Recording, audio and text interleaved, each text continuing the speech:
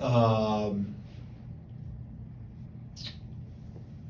I don't know the exact number. I believe we had 7 turnovers and gave up 14 points in transition in the first 7 minutes of the game.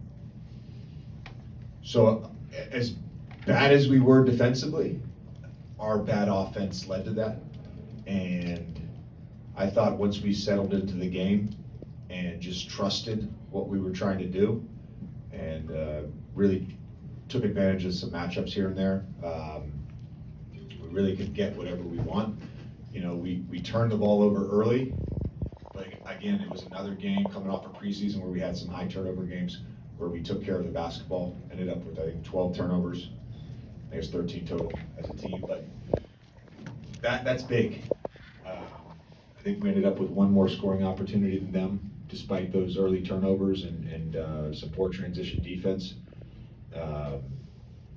Overall, defensively, they just bend you in so many ways because of their skills and the fact that they have those 3 guys. And, you know, Ryan Dunn coming off the bench in the first half, hitting 3 threes in a row. Like, they're Monty Morris hitting 2. Like, they're tough to guard. And if we get spread out and start getting in rotation, they're even tougher to guard. I thought our shifts, our load to the basketball, that we just trusted that in the second half. We talked in the pregame talk. We talked about being in those shifts and still getting good contests, and we did that. I think they started 11 of 14 from 3 and went 6 for 23 the rest of the way, and a lot of that had to do with our contests. Austin said in the walk-off that he woke up to a text from you, something like the hours, something that the 6 o'clock hour. I woke up early this morning. Seems like that's regular for you, but yeah. And the text was something along the lines of implying you thought he could have a good night or something. But and I think what he had 26 on 12 shots. What did you see from him, and what was that kind of text message exchange like? Yeah, so some of that offense was very intentional in the second quarter, and that's what got him going a little bit. We felt like there was a specific thing that we could do, that we could get good offense out of just out of our action, and he manipulated that really well, got us back in the game. The flow in the offense got back. He's a guy that has thrust and a pace to his offensive game in the half court. We need that. And then he was just fantastic in the second half. But I knew he was a great player before I took this job. I've been around him since July, and he every day it's like he just keeps getting better and showing more. And I didn't realize he was this good. I knew he was good. I didn't realize he was this good. He's a fantastic basketball player. JJ, 2 for you. In the third quarter, the crowd all of a sudden starts cheering a lot. Nothing is happening on the basketball court. I don't know. Did you notice that moment? I noticed the cheers. Did you figure out what happened eventually? and my deductive reasoning leads to one thing, but I don't know if that's the correct thing.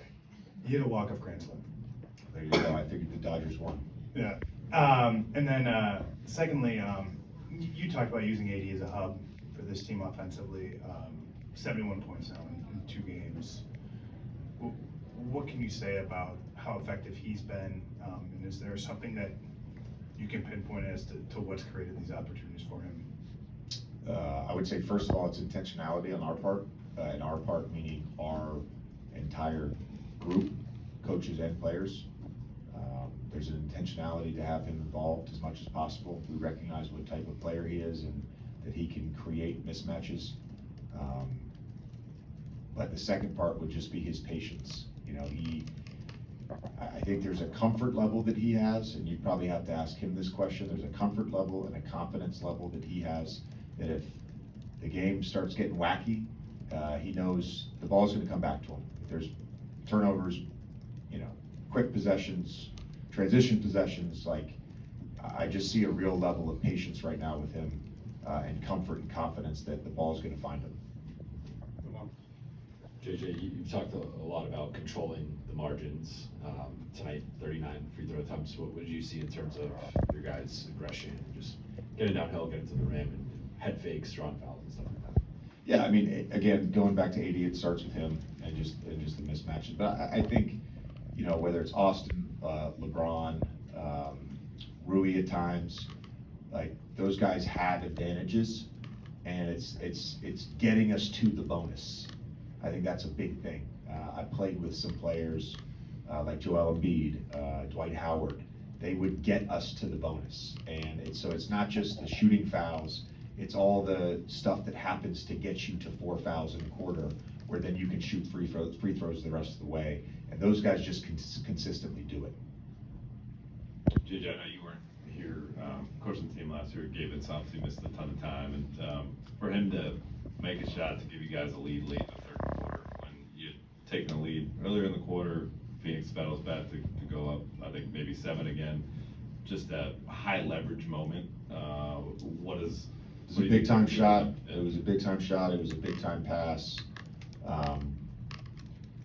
One of the first things we talked about was getting the ball up quickly, using throw-aheads, using the Mack truck lane for LeBron, and sprinting to the corner. And that's just like a textbook film example of that. I thought, I don't even know I didn't look at his counting stats, but I just thought Gabe was fantastic tonight, particularly when we got down 22, and just his energy. Like, I'll say this 20 times throughout the season, he's the same guy every day. He's the same guy every day.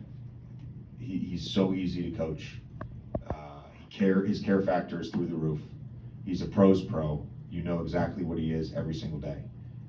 He's going to have a lot of nights where he really impacts the game, and it may not be in the box score. That's just who he is. And some nights it may be in the box score. He understands that. We've talked about that. He's a guy you want on your team. He's a guy you want in the trenches with you. Last one, Kobe. JJ, it seemed like you guys found a different gear defensively, kind of in late in the second quarter, going to the third. How did you feel about the team switching as the game progressed and ability to have defensive success while mixing in different coverages? Yeah, we tried a few things that didn't work, and we just adjusted. I think our overall intentionality on transition defense, taking care of the basketball, having them play in the half court, and really just following our base game plan was really good. Particularly, we talked a lot about our shifts, and I thought as the game wore on, those just got better and better. When they went to their ISO, they just got better and better. And when that happens, you just got to rely on the closeout, and we did that. Our talk, our energy, all that stuff. Like it was really good. And for our group, it's important to have a game like this where you can have a really, I mean, I'll watch it and I'll say that's really bad, like a really bad quarter, and still win a basketball game. Against a team like that, you're not going to be able to win if you have 2 bad quarters. Obviously, they're just too good. But to be able to have a bad quarter, regroup, and rebound from that is huge. Thanks, Coach.